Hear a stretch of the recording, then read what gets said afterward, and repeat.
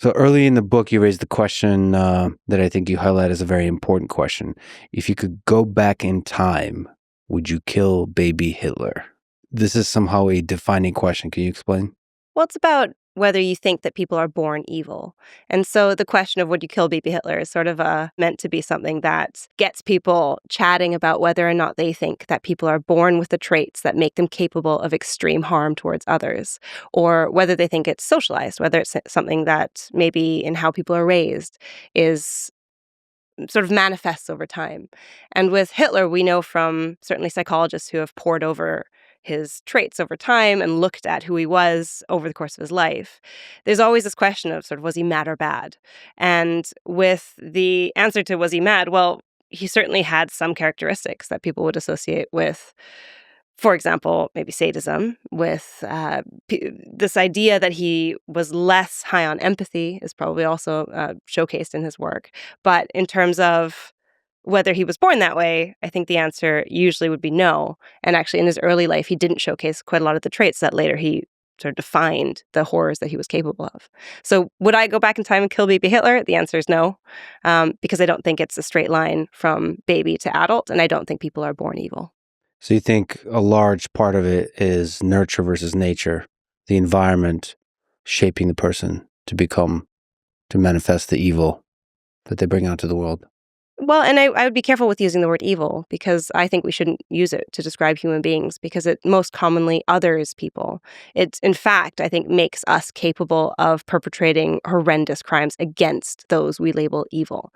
So for me, that word it's the end of a conversation. It's when we call somebody evil, we say, this person is so different from me that I don't even need to bother trying to understand why they are capable of doing terrible things because I would never do such things. I am good. And so that artificial differentiation between good and evil is something that, certainly with the book, I'm trying to dismantle. And that's why introducing continuums for different kinds of negative traits is really important. And introducing this idea that there's nothing fundamental to people that makes them capable of great harm. We all have the capacity to kill people and murder people and do other terrible things. The question is why we don't do those things rather than why we do those things quite often. So I think humanizing and understanding that we all have these traits is the most important thing in my book, certainly. Yeah, I think a prerequisite of doing evil, I see this in war a lot, is to dehumanize the other. In order to be able to murder them at scale, you have to reformulate the war as a fight between good and evil. And the interesting thing you see with war is both sides think that it's the battle of good versus evil. It almost always is like that, especially at large-scale wars. That's right. And on top of dehumanization, there's also this other thing called de-individuation, which is where you see yourself as part of the group and you no longer see yourself as an individual. And so it's this fight of us versus them.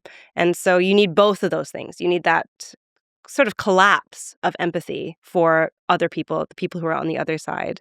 And you need this idea that you can be swallowed by the group. And that gives you a sense of also the cloak of justice, the cloak of morality, even when, maybe you're on the wrong side. And that's where, getting into sort of who's on the right side of each war is always a more complicated issue. But certainly calling other people evil and calling the other side evil and dehumanizing them is crucial to most of these kinds of fights. Yeah, you promote empathy as an important thing to do when we're trying to understand each other. And then a lot of people are uncomfortable with empathy when it comes to folks that we traditionally label as evil. Hitler's an example. To have empathy means that you're somehow dirtying yourself by the evil. What's your case for empathy? Even when we're talking about some of the darker humans in human history. My case for empathy, or evil empathy, as I sometimes call it, so empathy for people who we often call evil. Also, the title of my book is Evil, or in the UK market, it's Making Evil, which is a reference to a Nietzsche quote, which is thinking evil is making evil. The idea being that evil is a label we place onto others. There's nothing inherent to anything that makes it evil.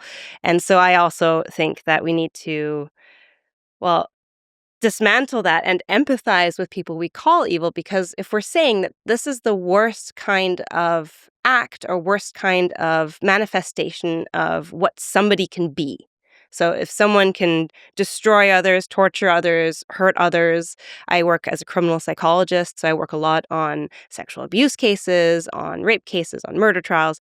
And so in those contexts, that word evil is used all the time to go, this person is evil. And if we're doing that, then we need to go, okay, but what we actually want is we don't really just want to label people. We want to stop that behavior from happening. And the only way we're going to do that is if we understand what led that person to come to that situation and to engage in that behavior. And so that's why evil empathy, I think, is crucial, because ultimately what we want is to make society safer. And the only way we can do that is to understand the psychological and social levers that led them to engage in this behavior in the first place.